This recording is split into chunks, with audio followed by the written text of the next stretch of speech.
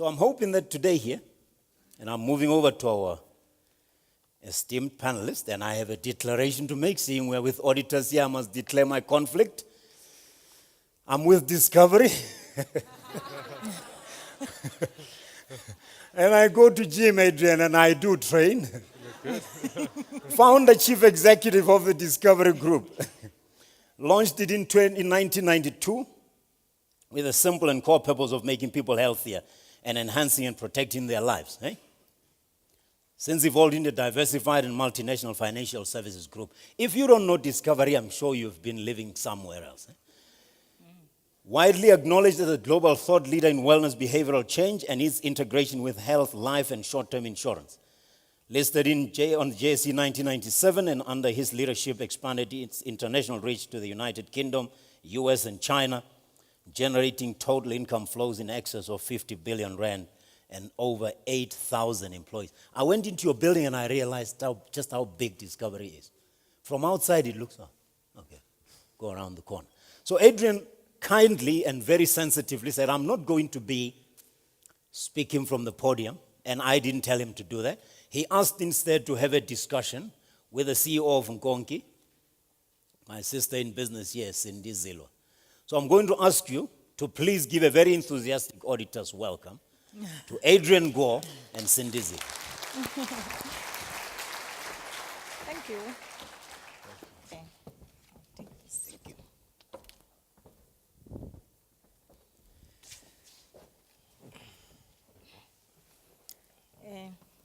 Am I on?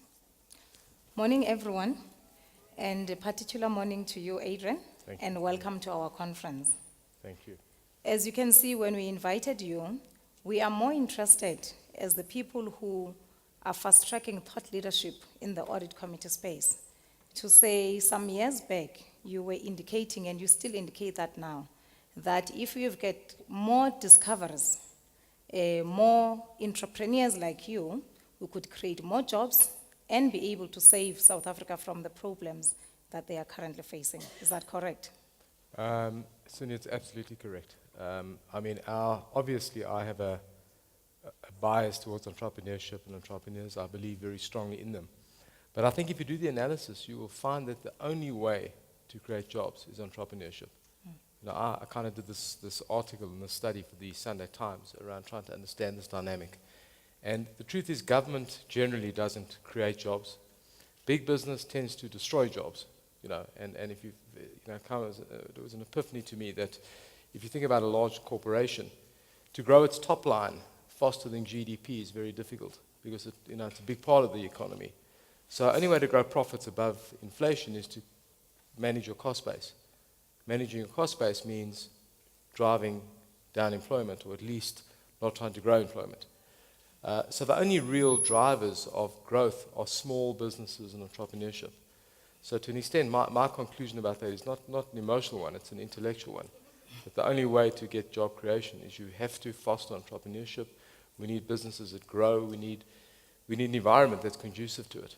In addition to great government and great big businesses, you do need that. That's exactly why we have you here today, because most people believe if we've got to come up with innovative businesses, entrepreneurship, governance will be able to impede that. And in South Africa, we're doing our best to make sure that we comply with the governance standards.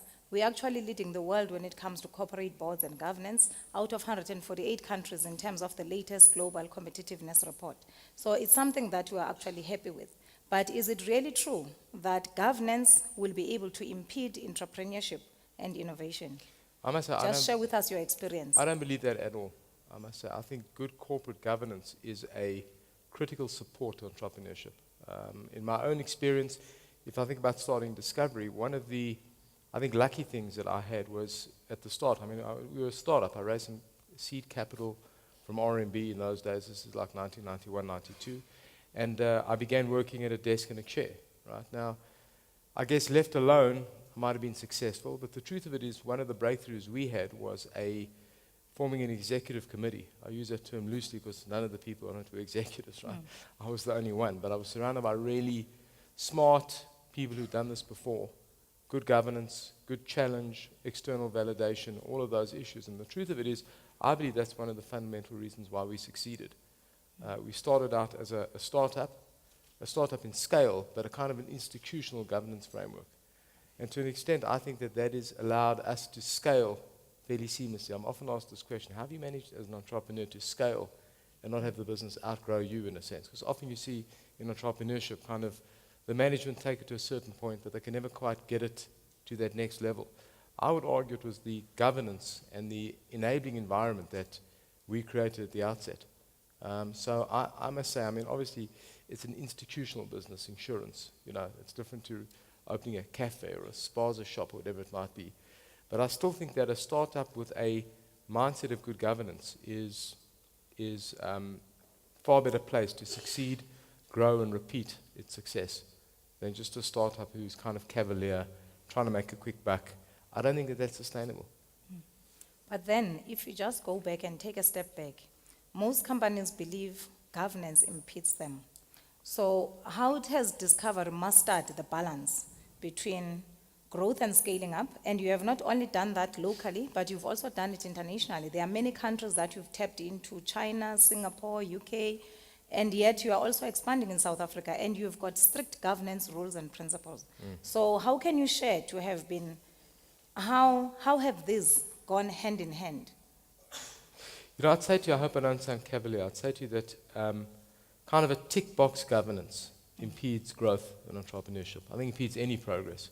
So if you have an audit committee or a board that is simply there ticking boxes and trying to kind of, how can I say, impose a set of compliance rules that don't really fit, I think that's difficult.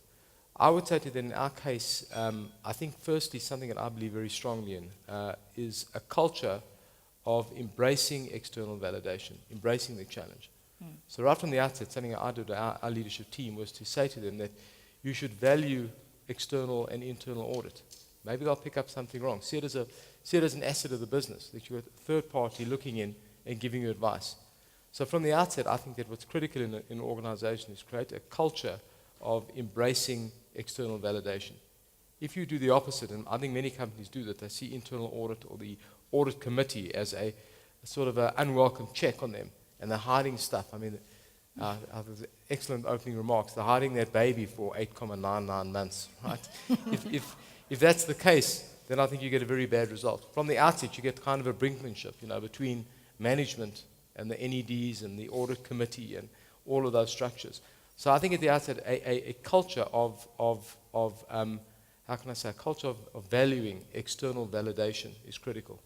The second thing I think what we've done well is the audit committee, and you've been part of that, is a mix of skills in that audit committee that I think are not just looking to tick boxes, that are looking at the business objectives, that have a deep understanding of the growth objectives, of the product complexities that come out of the business. And so I think that the mix of the audit committee is fundamental. So to an extent, at the get-go of a business, it's critical to get the right values and cultures in place. If you force on it an external audit committee and a governance structure that's out to catch out the management, I think you then get a brinkmanship that leads to destruction or impedes growth. So it requires leadership on both sides, you know, on kind of the non-executive side and the management, the executive side.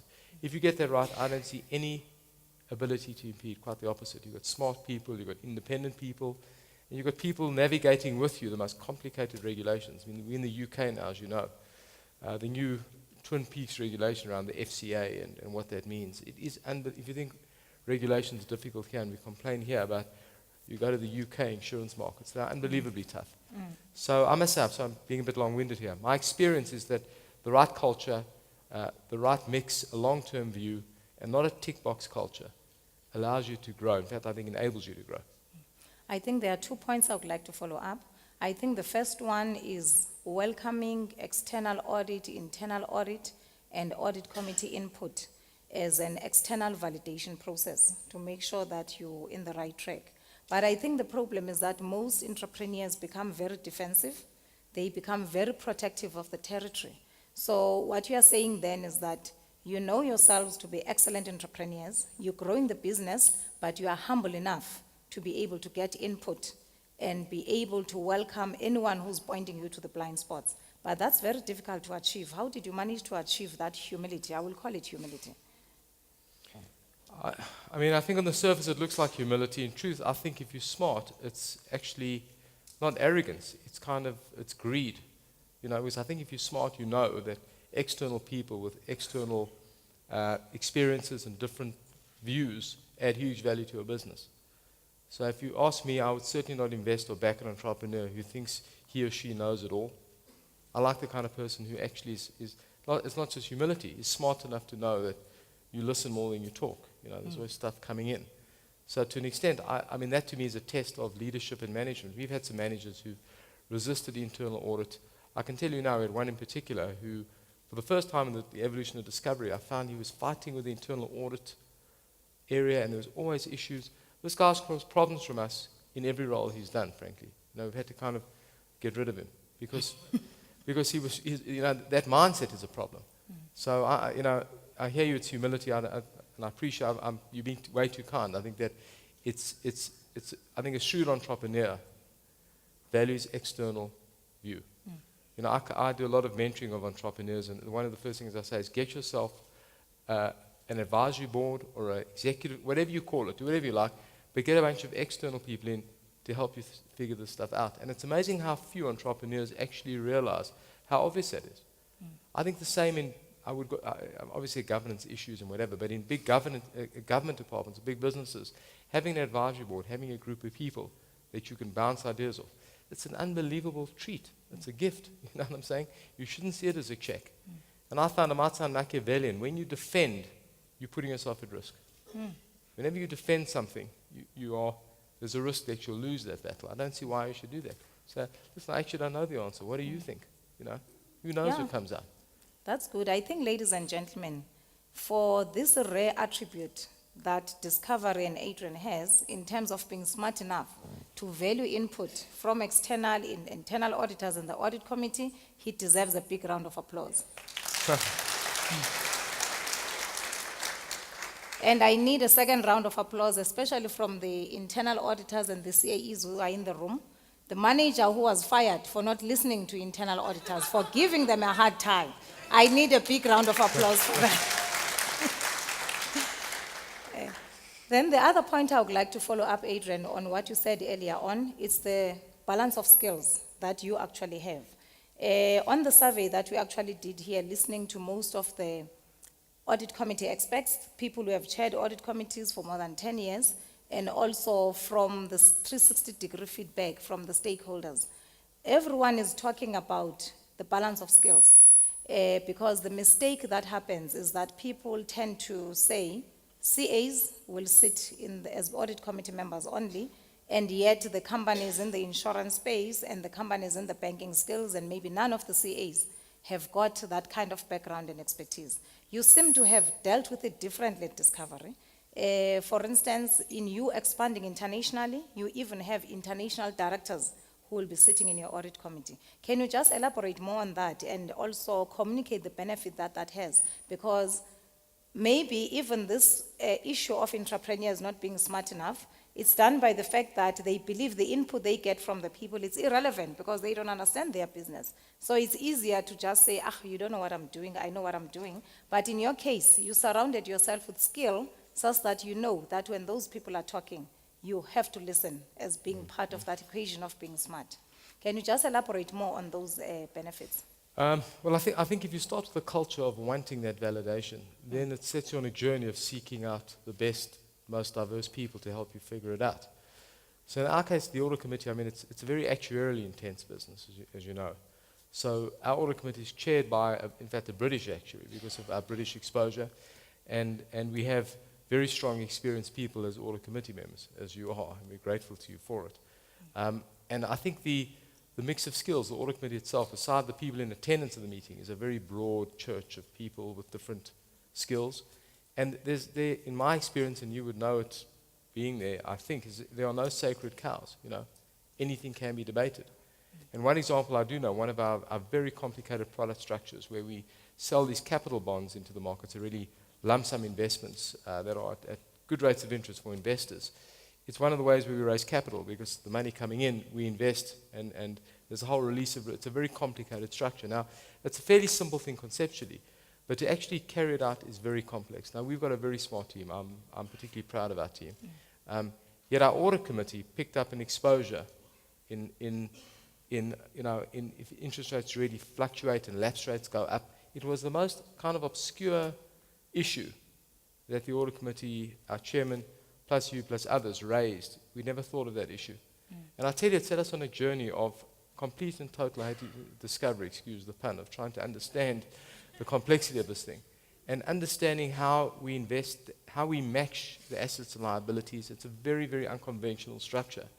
So to an extent, the audit committee, in our case, has got skills that are unbelievably on top of our business, to an extent that they collectively have the ability to spot issues, And my advice to our audit committee chairman when I meet with him is, there are no sacred cows. He'll come and say, I'm worried about this. I said, dig as deep as you like. There are no, check it out. Go and see, So to an extent, the culture and the search of good people has been at the core of, I think, not only our success, but in fact, averting potential disaster, which is to an extent what the audit committee should do. And I think we followed that model internationally, where our audit committees across the board have very, very able chairpersons on those committees. We're trying to cross-pollinate between, our British audit committee meeting with the South African audit committee, our non-execs being on other boards in the group. So getting that cross-fertilization, I think, gives you the ability at the audit committee to make sure that the skills are not foreign to the business. They're quite the opposite. They know every issue of the business. They know what's going on. I think that's critical.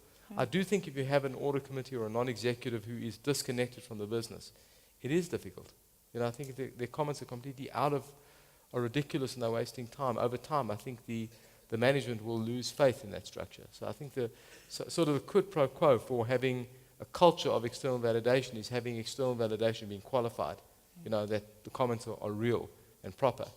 So it's not an easy process. I think you've got to invest time and people and good faith and communication. And I can tell you, and I hope that we can continue it, it's been an amazing, an amazing asset of the business. That's very good. I think there are two takeaway points from what you've just said. But ladies and gentlemen, somebody is not going to do this if I don't do it for myself. Did you hear him saying I'm one of the experienced members? Can you give me a big round of applause? But then the two takeaway points I'm referring to is that the first one is the culture within the organization.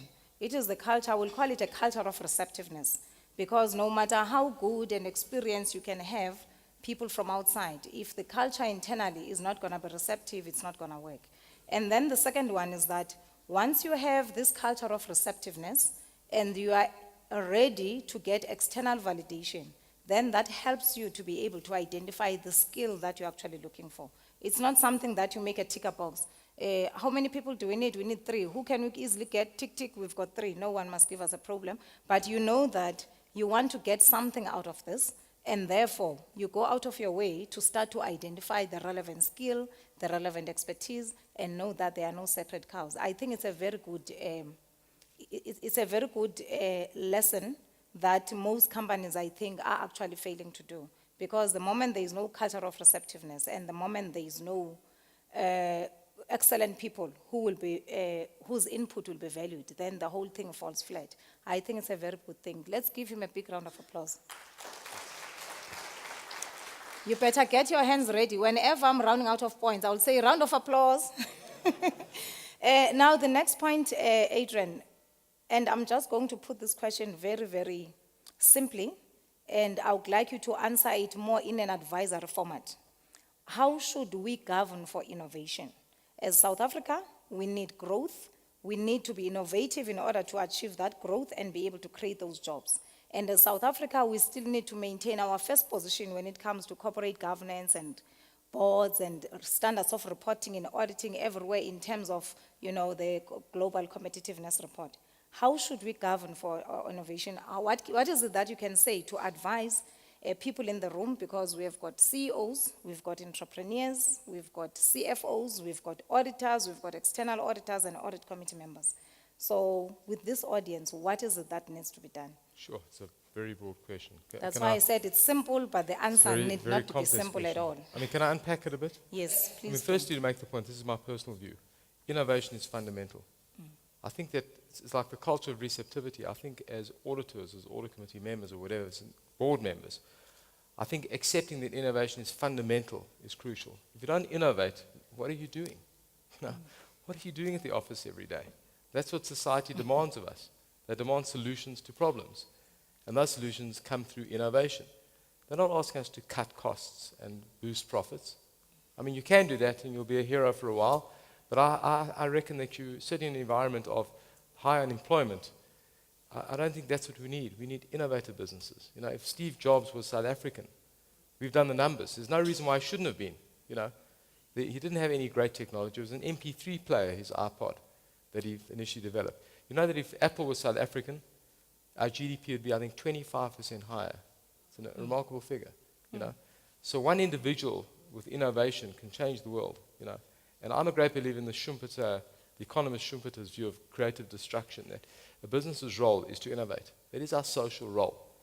And so to an extent, this is my perspective, and I hope I'm not insulting here. I think oftentimes business leaders, not just audit, I'm not suggesting just non-execs or audit committee members, think that innovation is one of those things we might do one day, you know, and if it comes along, complicated, and this might create risk. You've branded the culture of receptivity. I'm not sure how to brand it here, but I think there's got to be a culture of embracing and encouraging innovation. That's the first point. The second point is that we need to, in my mind, separate the idea that innovation is cavalier. I think oftentimes, you know, financial people and people in the governance role think that innovation implies change implies a risk, you know, and innovation almost has this cavalier, let's not do that now, these are difficult times. That's not the case. Innovation should be about prudence. If I look at Discovery's innovations, they were all about making things more prudent. I mean, our first breakthrough was medical savings accounts. Medical savings accounts was the fundamental reason how we got into the market and how we brought healthcare costs down. It was a simple idea that when people spend their own money on healthcare, they behave differently. I mean, that's not a very complicated concept, right? I mean, think about how ludicrous healthcare is in an old-style medical aid scheme. You pay your money to the medical aid, and you go into the healthcare system, consume what you like, and send the bill in. It's like going to pick and pay. Imagine if you paid for groceries like this. Every month you paid a fee, and then any time of the day, you can go into the store, fill up your trolley, and walk out.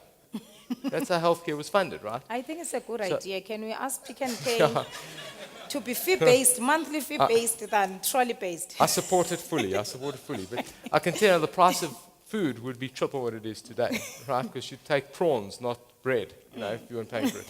So our breakthrough was a simple idea of, for controllable healthcare expenses, you know, let people, make people prudent consumers. So that the core of the innovation was about prudence, not cavaliership. If I look at Vitality, it was about incentivizing change to make people healthier, to keep the risk pool intact, to bring claims costs under control. Every innovation we've done, I would argue, has created a culture of innovation and has lowered our risk as an organization. Does that mean it doesn't present massive risks at the audit committee level, as you know well? These are all complicated products. They involve all control, system changes, launches, actuarial risk, financial risk, you know, insurance risk, you know, liquidity issues, everything on all these dashboards. But a culture of accepting that's what society needs, a culture of accepting that that's the right thing to do, sets everyone on a journey that is a constructive one. And the last point I'd make, this is my own personal view, it's an interesting thing, is sequencing innovation versus governance. My sense of it is that if you think that governance is to catch innovation on the back end, then I think you've got a bad culture. If you realize that innovation follows good governance, that's my experience, I see that innovation and governance are bedfellows because you can't be innovative. You don't, as a leader, as a CEO, it's difficult to think about new ideas when you're worried about the back end, you know, that things are going to fall over. So the only time you have the corporate energy to attempt these things is when your governance is in check. So to an extent, the energy to innovate only comes from knowing that the audit committee is ticking everything off, saying, we're comfortable, you can move forward. You know, it's almost like the battleships, you know, off the coast as the soldiers land. If you know they're there and they're backing you, you can do things. So to my mind, I hope I'm not sounding, I hope it's clear what I'm saying. I think the traditional view that innovation and governance are not consistent, I think is absolutely fundamentally wrong. And just an attitudinal change in leadership and audit committee leadership, I think creates a very different culture. I think an excellent point is the fact that governance and innovation should be partners. They are bedfellows, as we are saying, because most businesses or entrepreneurs, they start to innovate, then governance says no. Or other companies are saying, because of the strict governance rules, you shall not come to us with an idea unless you've done 1, 2, 3, which is now actually impeding. Whereas if they go partnership, hand in hand, to say, how can it be done better to make sure that we do not compromise our control environment, we do not compromise our governance standards, then it's much, much better, which is actually a good thing. Ladies and gentlemen, do we think we're learning from this discussion? Good. We will be leaving some time for question, about 15 minutes for question, but there are two things. The other one you've already dealt with, which is the compliance by ticking the boxes, because Discovery is operating in a core regulatory environment that whether, forget the JSE listing, forget the King 3, you've got the FSB breathing, you've got the UK regulatory, so compliance, you could be overwhelmed by it. But as you are correctly saying, you are not overwhelmed because you are not using it as, let's tick this, let's tick that. You are saying it makes sense for our business to operate in this kind of environment, and therefore it becomes embedded in how you're actually doing things, rather than panicking that you won't be able to tick that box and therefore have that shotgun approach. That's a critical point. If you look at our business, it's complex in a few, look, every business is complex. I do know that, but in our own case, the truth of it is our success has been about integration, right? So integrating health and life insurance, integrating wellness with mortality risk, All of these things mean that not only are we operating in highly regulated environments in and of themselves, we're actually integrating environments, which creates all kinds of complexities. So to an extent, I think the only remedy is you've got to immerse yourself in the regulations, in the laws, in the compliance issues. You've got to be absolutely meticulous. I've seen there are no shortcuts at all. My view is you've got to embrace them. My view is that you've got to work with your regulator so that he or she in their body believes you're a force for good in the environment, believes that you're compliant, believes that you're an asset. We were involved recently with one of our regulators, I think you know well, where there was an issue. I think we had the right to actually do something quite powerful for the organization. Our regulator was not comfortable. He said, this is not good. We don't like it, you can do it, but we'd rather you didn't. And our view is, we don't do it. If you look at our evolution of our business, we started out in 1992 with medical savings accounts, actuarially pricing risk, the use of brokers to sell insurance, completely different business model. In 1999, the new Medical Schemes Act came out and basically changed everything. The entire business model was gone. We really had a kind of a moment of truth. Either you're going to fail or you're going to embrace this new environment. It took us 2 years, anyone who's followed our history, of terrible fighting and court cases, and I learned in that process that, you embrace regulation, you embrace regulators, and the more you know, the better you can do. I think if you turn and run from regulation, or you try and take shortcuts, even philosophically, you will fail. Regulations are a manifestation of society's views of what society thinks is important. If you cut those corners, you will violate society. You might not get caught today or tomorrow, but ultimately the business will suffer. So our kind of ethos is about getting immersed in the regulations, trying to help form the regulations, helping the regulators with our data, with our statistics, and understanding at the end of the day, the regulator's wish and desire is, to an extent, something you must respect. Even if it's not written down, it's important that that's the partnership that you live with. I think it's good, and the regulators would love to hear you talking like that, because on the 360-degree feedback that was actually done by the firm this year, most regulators were saying, we would like audit committees, now it's referring to audit committees, and the service providers, external auditors, internal auditors, to make sure that they also think about the consumer's interest and not only wear the cap of saying what is the company's interest, because there could be a conflicting situation of saying, if I want the company's interest first, I want to make maximum profit. But that doesn't necessarily mean you are going to be offering the consumers the service that you promised to give them. And sooner it would actually catch up with you. It's short term, as you are saying. This regulation, it's basically the voice, of the people who are actually your suppliers. So the more you do it in compliance, the more you're actually keeping your customers happy. So I think it's a very good attitude. It deserves a genuine round of applause, not because I'm thinking about what to say. I think we can take questions. payment gap. So we have to take questions now from the audience. I still want to have somebody audit those membership. The gym, and I'm telling you, Adrian, people are going in there having breakfast, checking out. All right, 2 questions here. You need a mic, or are you mic'd already? Oh, there's a mic coming. Very, very inspirational. There is a study out there by IBM that says the second most important stakeholder has jumped to the customer after the board because of governance. They were number 7 3 years ago. Given what you've talked about in terms of unlocking energy by sequencing innovation and governance, facing the moment of truth, being able to read the trends of changes and taking the right actions, what does that mean for you? Because I'm very proud of you as a South African company that's global. Let's give All that right. the pride. Big Thank round you. of applause. Can we We're take proud the to second discover. question? Often these questions tend to be related. Could you please pose your question as well? Okay. And then Adrian can take both of them. Okay. Thank you. Same sentiments, Adrian. You're just one of the young businessmen that we admire in this country. My question is very simple.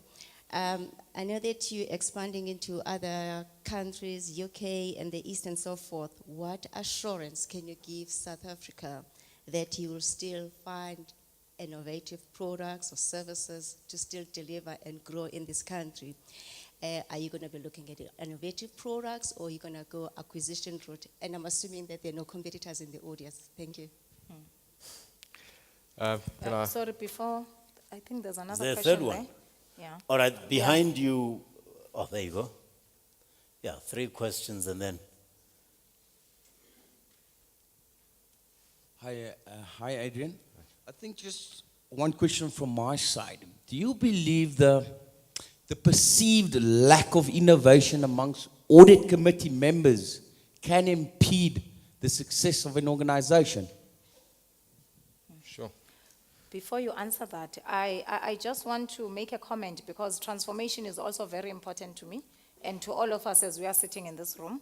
Discover is an innovative company, a fast-growing company, but it also supports transformation, because one of the audit firms that are auditing Discovery is Injebo Consulting, which is headed by Ndumi Medupe. So I really had to mention that.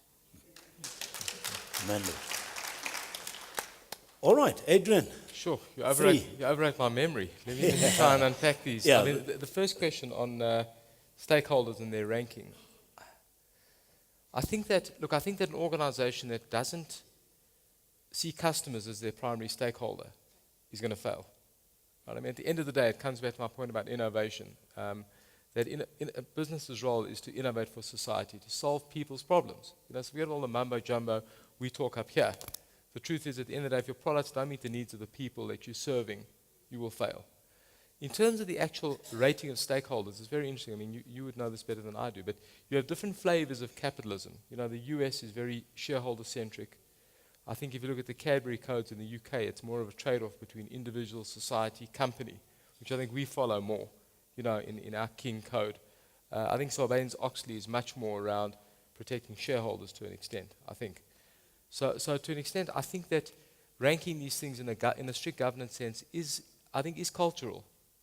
But the core role of a business, in my view, and I think that's an international quality, is customers come first.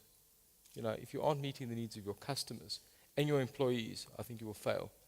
And I think at the core of the organization should be a ruthless belief in how do we meet the needs of our customers and how do we back our employees. And if you can get that right, I think the governance will tend to follow.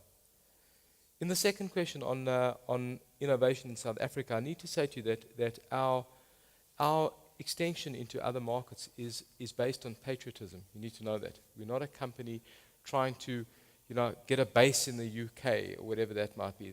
There's nothing illegitimate about that, and that's fine. Ours is quite the opposite. We believe incredibly strongly that the laboratory, to an extent, that South Africa provides has let us innovate. And to an extent, we believe strongly South African companies can and should be winning and competing across the world. I've got a much more competitive view about our view of Africa. We're scared to be colonialists, and I think that's right. But to an extent, I think we should be much more aggressive. You know, accepting Nigeria is going to be a bigger economy than us. I mean, why? You know, go out there and compete and win, and make sure that South Africa is a winner in any market that we operate. The other point about South Africa is I think people underestimate the scale of our market at their peril. So if you look at our investment, I think 90% of our capital allocation currently, despite all of our stuff internationally, is back into the South African market. And if you look at the scale of our new business figures, take Discovery Life, you take those figures to MetLife in the US, AIA in Asia, they're amazed with the scale. This is a pretty big market, you know, and we should be proud of it. So there's no need to globalize unless you really have something that you think can repeat in scale. So the answer to you is yes, we are flat out investing, innovating, pushing. In fact, our biggest challenge is can we get our innovations here to work elsewhere, frankly. So this remains our bedrock. The third comment, I hope I'm not off key here, but I think audit committee members should be innovative. But I think to an extent, there is a difference in my role between referee and player, you know. You don't want the referee to be taking the ball from the center forward and dribbling it into the goal. You know what I'm saying? So to an extent, in the context of, if you're saying that audit committee members should be innovative in the context of how they go about their duties, how they interpret issues, how they respond, how they govern, how they comment, my answer would be yes. If you're saying the audit committee members should themselves be innovative in product ideas, and I think once you cross the line and you become a player, I think there could be a conflict. I think you have to retain your objectivity, you know, because else you've got an interest in the result, you know, if you're innovating. I think that will violate your need to be objective. So despite my desire for partnership and bedfellows, I think there has to be a line between referee and player, and you have to keep that right. In your context of being a referee, if you're innovative, I think that's great. But I think the innovation should be in the context of governance, objectivity, raising issues, and not crossing the line. I hope that's appropriate. All right, thank you very much. We're running up behind time a bit, so I'm going to, if with your permission, Cindy, move on to the next item on the agenda, but you have some token of appreciation. Yes, and before that, You're offline. am I offline? You're Am I already fired from stage? Okay. No, before that, I'm just saying the topic we had in the morning is how audit committees can keep up with the pace of growth and innovation in business. And I just want confirmation from you, because from my view, I think that question has been answered. I need a confirmation from you of whether you think you've really got your answers. Please give then our keynote speaker a big round of applause. And Adrian, I just want you to thank you for sharing this time with us. We know you are a very busy person. We've got this small token of appreciation for you to remember us. Now, this moment is very rare. Can I just have a photograph, please? I will never share the stage with Adrian. Thank No, you. who said- You are envious, I know. All right, then. It's official. Auditors have a heart. Okay. Thank you very much, Yeah, let's Adrian. go. Let's go. Thank you very much, Adrian, and Thank you very for much. sharing your insights, and congratulations on your business. I'm sure it will continue to grow.